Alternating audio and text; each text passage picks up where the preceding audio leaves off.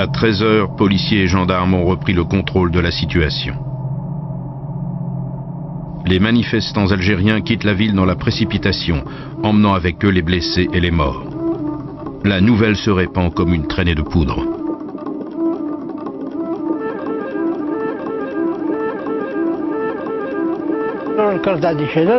Le car est arrivé de Sétif, il était criblé de balles. Les voyageurs sont descendus. Il y avait Mohamed Bouaoui.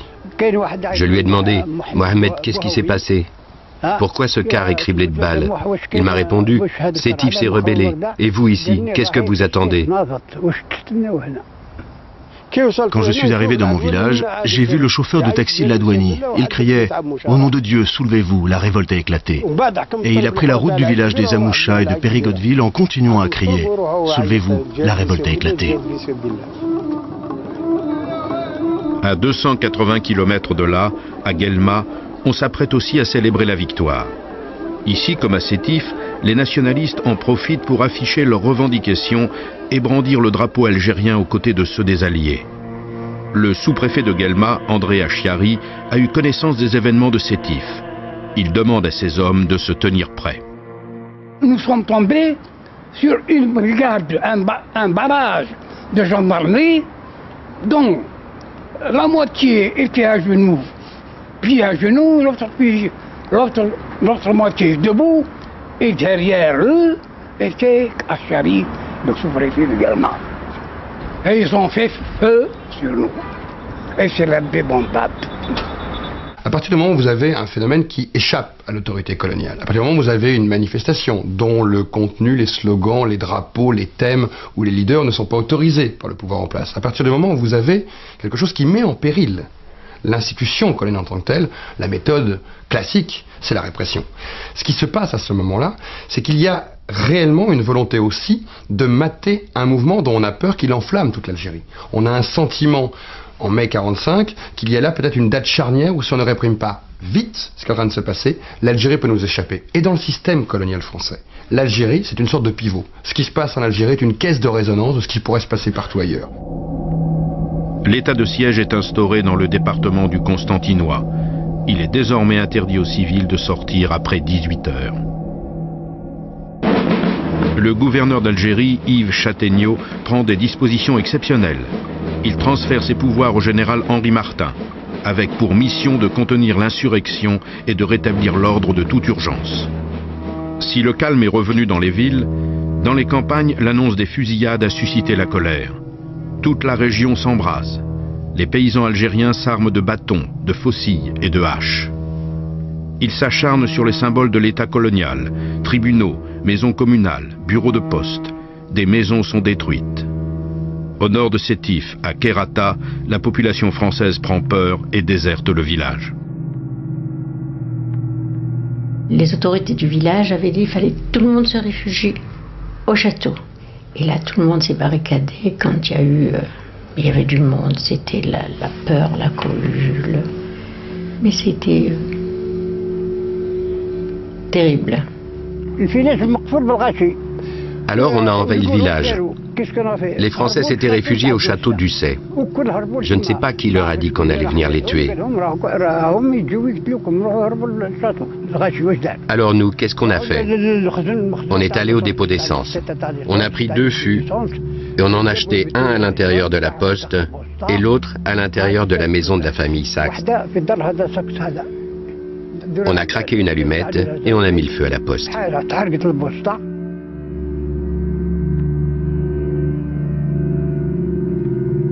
À Kherrata, c'est la Légion étrangère qui va libérer les Français réfugiés au château d'Ussay. Saïd Alik avait 13 ans à l'époque.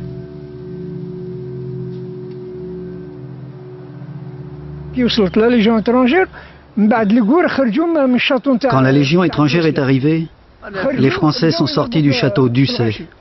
Ils ont commencé à tirer sur nous sans faire de distinction. Ils ont tiré des rafales sur tout le monde. Beaucoup sont morts à l'entrée du village, dans le village et dans les environs. Les autres ont réussi à s'enfuir. Je me suis enfui avec mes frères, mais 5 membres de ma famille sont morts. Mon père, ma mère, 2 de mes frères et ma sœur. La riposte française ne fait que commencer. Elle sera massive. Le général Henri Martin et le général Duval, responsables du Constantinois, donnent l'ordre de déployer 40 000 hommes dans le département. À leur demande, en plus des forces déjà présentes sur le terrain, des régiments entiers embarquent pour l'Algérie, chars de combat, navires croiseurs. Les premiers avions bombardent les villages. Ces différentes forces vont prendre en étau l'insurrection. L'armée est venue de Sétif. Il y avait des chars, des camions, des soldats. Tu vois le petit hameau là-bas? Il a été entièrement volé. Les avions tournaient et survolaient les montagnes et les forêts, et ils tiraient.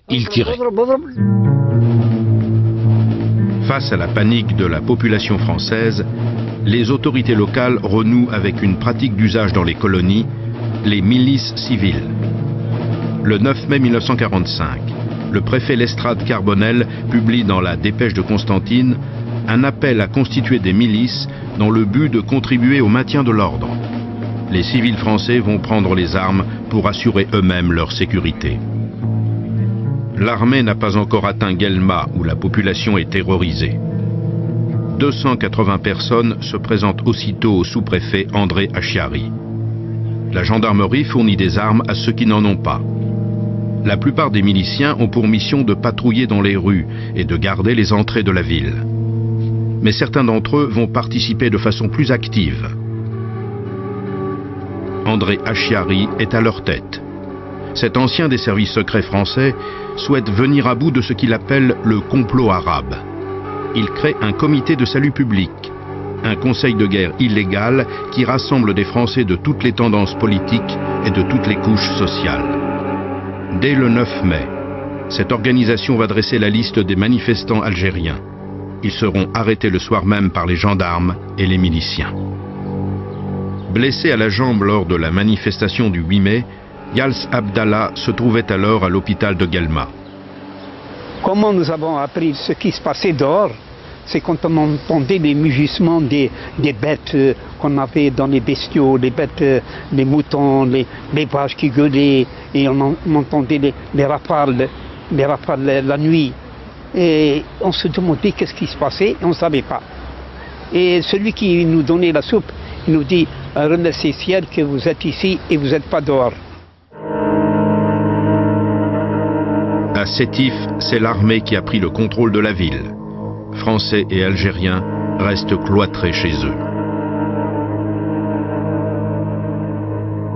On a été confinés dans nos appartements et il fallait fermer les persiennes parce que la rumeur disait que les Arabes du haut des toits tiraient sur les fenêtres et aucun Français sur les Français. Donc cette peur a régné pendant quelques jours. On n'osait plus sortir. Moi-même, mon père m'avait mis dans un couloir pour échapper aux fenêtres qui étaient à l'extérieur. Il y avait le couvre-feu. On ne sortait plus. On avait peur. C'était la peur qui menait tout le système. Le 10 mai à Sétif se déroulent les funérailles des 28 victimes françaises de la manifestation du 8 mai. Par le biais d'un communiqué, le général de Gaulle témoigne sa sympathie aux familles des victimes et réaffirme sa volonté de réprimer tout agissement anti-français. Le gouverneur Yves Châtaigneau vient assister aux funérailles. Il est pris à partie par les Européens. Les grands colons, la frange la plus riche et influente des colons d'Algérie, sont à la tête du cortège. Ils réclament des armes et une répression impitoyable. Ils exigent aussi la tête de Ferhat Abbas, l'autre figure de proue du nationalisme algérien qui a été arrêté le 8 mai 1945 à Alger.